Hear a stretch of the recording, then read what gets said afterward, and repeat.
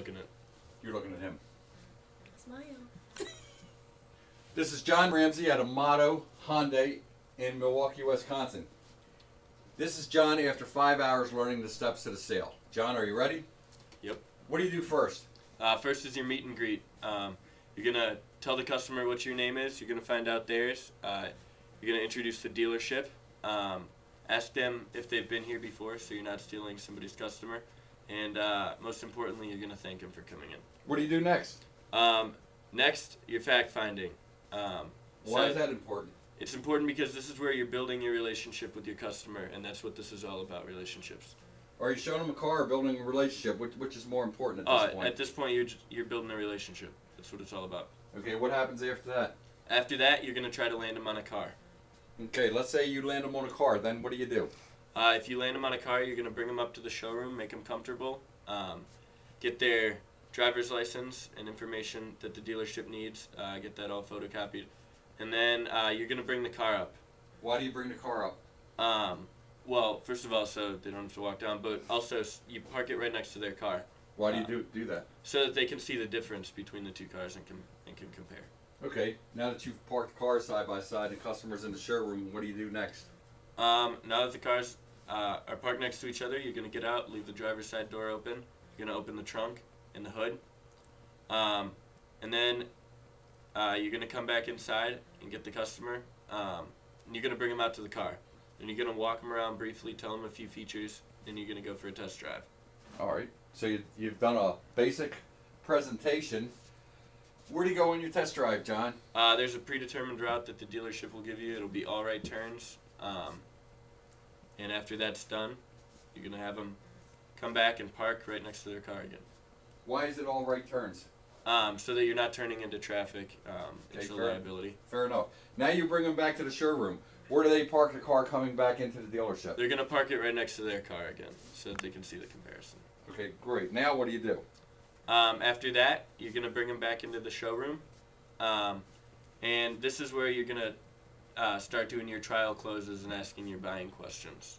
Okay, assuming the customer, what are you trying to get from the customer? Are you trying to get a sale? No, you're trying to get a commitment. Okay, why is a commitment important at that time? Because that's something that you can work with. That's showing you that they are interested in buying the car.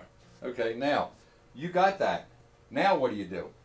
After you have a commitment, let's say they got a trade. What do you do now? Okay, if they have a trade, you're gonna start filling out a trade appraisal form, and then you're gonna bring the customer with you, and you're gonna go out to their vehicle. And you're going to begin your silent appraisal. You're going to walk around the vehicle. You're not going to say anything during this. But you're going to start touching all the imperfections, making notes of it. And why are you doing this? Because you want to show the customer that you are in fact on the same ground that they are, that you see what they see in the car. So what are some of the things you look for? You're going to touch any dents or scratches on the outside, but also you're going to go a little deeper. You're going to open up the hood and the trunk.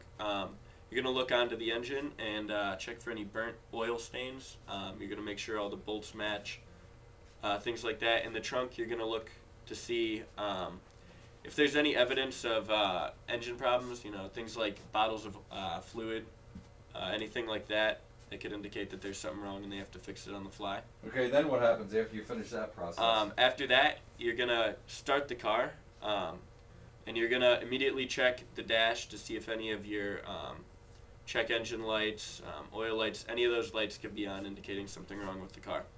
Okay. Now that that process is finished, what do you and the customer do? You're going to bring them back inside the dealership. You're going to sit them down, and you're going to take the figures to your manager, and or the appraisal, and he's going to draw up figures. Okay, now you got the figures in the hand. What do you do with your figures?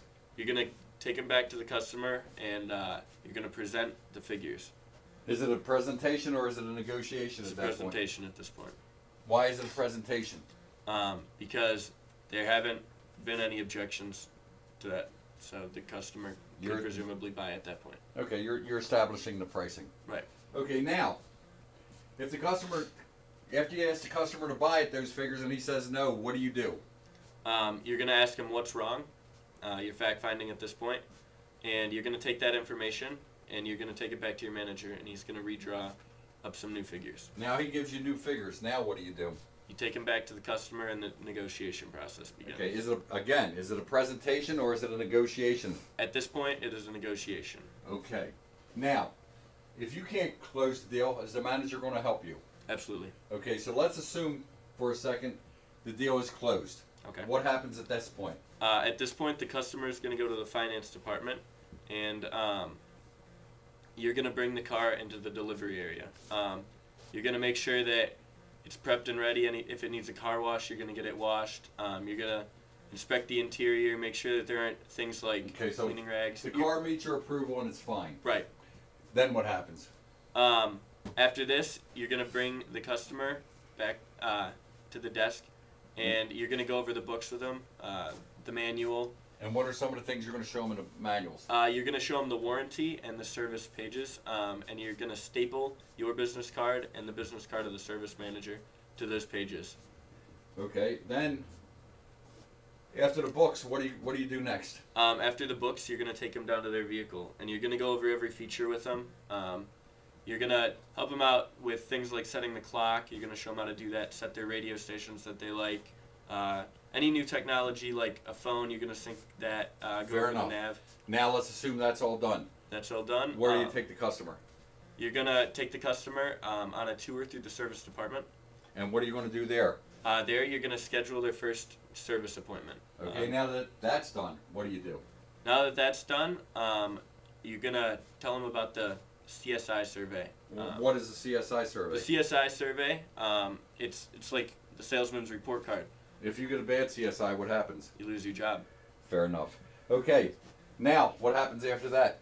After that, you're going to take them back to their vehicle.